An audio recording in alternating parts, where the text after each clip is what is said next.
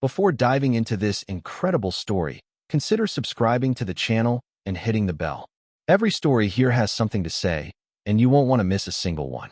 A cold wind blew through Manhattan that morning, sharp and crisp like a steel blade. The pale rays of the winter sun ricocheted off the glass facades of the skyscrapers, barely illuminating the sidewalks where life beat at its frenetic pace. Heels clicked, taxis honked, gloved hands clutched hot cups of coffee to keep from freezing. And yet, amidst this urban bustle, no one noticed the man sitting in the shadow of the Metropolitan Grand Hotel. He stood there, motionless, like a forgotten statue. His clothes were a chaotic jumble of worn military jackets, baggy trousers, and patch blankets. His face was partially hidden beneath a matted white beard, and his gaze, tired but sharp, scanned the world as if searching for something only he could see.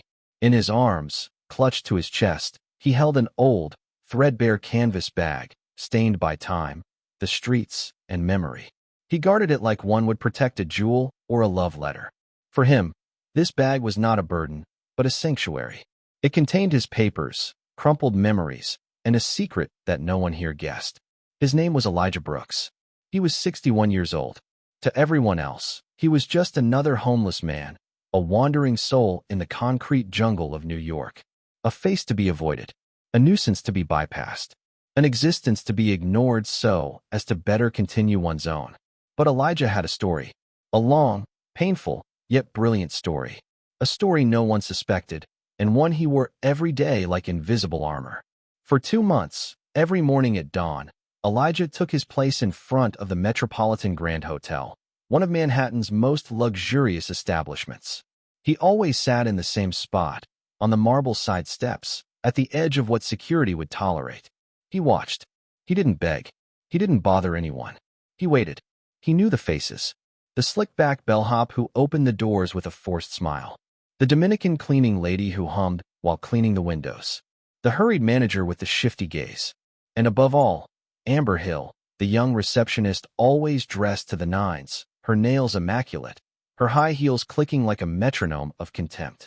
He saw her every day, getting out of her black Uber, checking her makeup in the window, then walking into the lobby without ever glancing at the old man who was there, always there. But he, Elijah, watched her attentively, not with anger, nor jealousy, but with the distance of those who know. For Elijah knew this place better than anyone.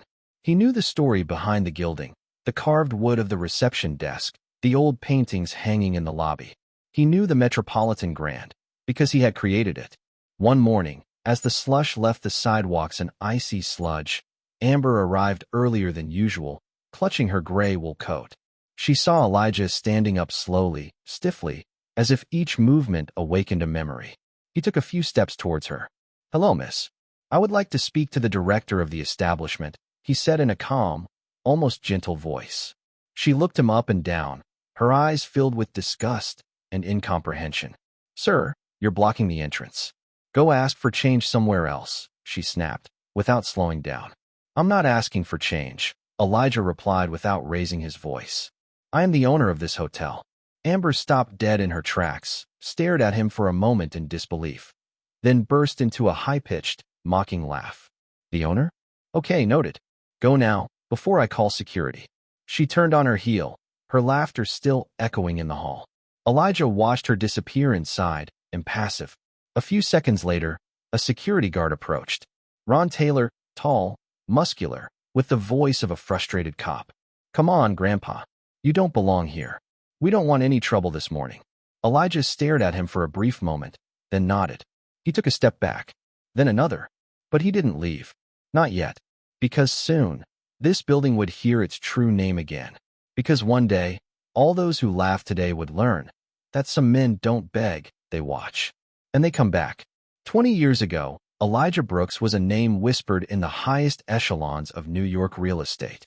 Discreet, elegant, and possessing a rare humility in this world of sharks, he embodied patient, rooted success. A Harvard Business School graduate, the son of a Brooklyn pastor and a Jamaican nurse, he had risen through the ranks without ever denying his roots. He wasn't the type to make magazine covers or collect luxury cars. His wealth had a soul, shaped by human, family, almost spiritual values. He bought dilapidated buildings, often slated for demolition, to breathe new life into them, while respecting their history and architecture. He often said, "Each stone carries the memory of those who lived within its walls." The Metropolitan Grand Hotel was his masterpiece. A Beaux-Arts jewel built in 1892, threatened with demolition to make way for a soulless glass tower. Elijah had fought developers, politicians, and even some of his own advisors. He had restored it piece by piece, using skilled craftsmen, even importing marble from Italy for the reception area and Tennessee oak for the guest rooms. On the day of its reopening, he had held his wife, Clarissa's hand in the grand, brightly lit lobby and said to her, "Here's your 25th anniversary gift. This place will bear our name, even if no one reads it." But life, as is often the case, has no respect for human constructions, however beautiful they may be. Their only son, Michael, a brilliant young man, passionate about architecture like his father, was killed in a senseless car accident one rainy evening a few streets from their home. Clarissa never recovered from this loss. She died 2 years later, in her sleep, heartbroken. Elijah, meanwhile, lost his footing. No shouting, no anger. A silence. A withdrawal. He moved away from his offices, left his empire in the hands of managers, refused calls, visits, even from his most loyal friends. He wandered aimlessly for months, sleeping in cheap motels and then on the streets. He sold almost everything, except one thing: the Metropolitan Grand. He couldn't let go of it. It was the last link to his family, his love, his identity. He transferred the deed to the property into a discreet legal trust, with specific clauses preventing any sale without his personal signature. He entrusted management to a reputable hotel company, but was careful to maintain legal control. And then he was gone. To the world, he was either dead or interned. To the street, he was just another face lost in the crowd. But silently, in the shadows, Elijah watched. And that Thursday afternoon, he decided that the time for solitude was over. That day, the lobby of the Metropolitan Grand was buzzing like a beehive. Valets wheeled designer suitcases, and customers sipped expensive cocktails in velvet armchairs. At the counter, Amber Hill, true to form, greeted a couple of influencers with a sales-style smile. And suddenly the door turned. Elijah entered. He was no longer stooped or hesitant. He walked slowly, with dignity. He wore the same worn coat, but his eyes shone with a calm, almost sovereign intensity. In his hand, his bag. Against his chest, the letter. Amber spotted him immediately. "Security," she snapped angrily. "That homeless guy's back again. He's disrupting the customers." Ron Taylor walked toward him, his steps heavy and determined. But before he could touch him, Elijah raised his hand. "Touch me, and I'll sue you personally for assault on a private property." The sentence, spoken with chilling clarity, made the guard stop dead in his tracks. A man stepped forward, drawn by the tension. Light gray suit, burgundy tie, nervous figure. Daniel Monroe, the establishment's general manager. He immediately recognized the man whose name appeared on the mysterious letter he had received that very morning. "What's going on here?" Elijah turned to him. "Daniel, don't you recognize me?" The director stared at him, puzzled. Then his features froze. "Mr. Brooks, it's impossible. You received a registered letter this morning. Look at Appendix 3, page 4. The deed of ownership." With a feverish gesture, Monroe pulled his phone from his pocket. He opened the official email from the law firm. The screen lit up, revealing the clause, the signature, the date. I.L. Blummett. "It's you? That's your name on the papers." Elijah Brooks. Silence fell like a leaden blanket in the lobby. Amber stepped back, livid. Ron looked down. A waiter dropped a tray. The faint sound of customers' heels slowing down in curiosity was barely audible. Elijah straightened. He hadn't shouted. He hadn't demanded. He had simply reaffirmed what was his. "I am Elijah Brooks, legal owner of the Metropolitan Grand. I left this place in your hands for 20 years. Today, I take back what is mine." He then took out a printed letter, carefully protected in a plastic sleeve. "As of today, you are all being reevaluated. I want a complete list of employees, their service records, and customer complaints for the past 12 months. Those who have treated customers or the poor with arrogance or contempt will be immediately dismissed." His gaze fell on Amber Hill. "This place was built with heart. It will regain its soul. Starting with you, Miss Hill." You are relieved of your duties. Effective immediately. Amber stammered, unable to say a word. Her eyes filled with tears. This wasn't a punishment. It was a lesson in dignity she had never expected from the man she had humiliated. And Elijah, in a calm voice, concluded, "It's not wealth that defines a man. It's memory. And I haven't forgotten anything." In the weeks that followed, Elijah Brooks restored the Metropolitan Grand to its former glory. The hotel, once a symbol of luxury reserved for a distant elite, became a place of vibrant humanity, of elegance rooted in compassion. Elijah hadn't returned to reclaim power, but to mend something deeper than walls, the divide between those who have and those who are forgotten.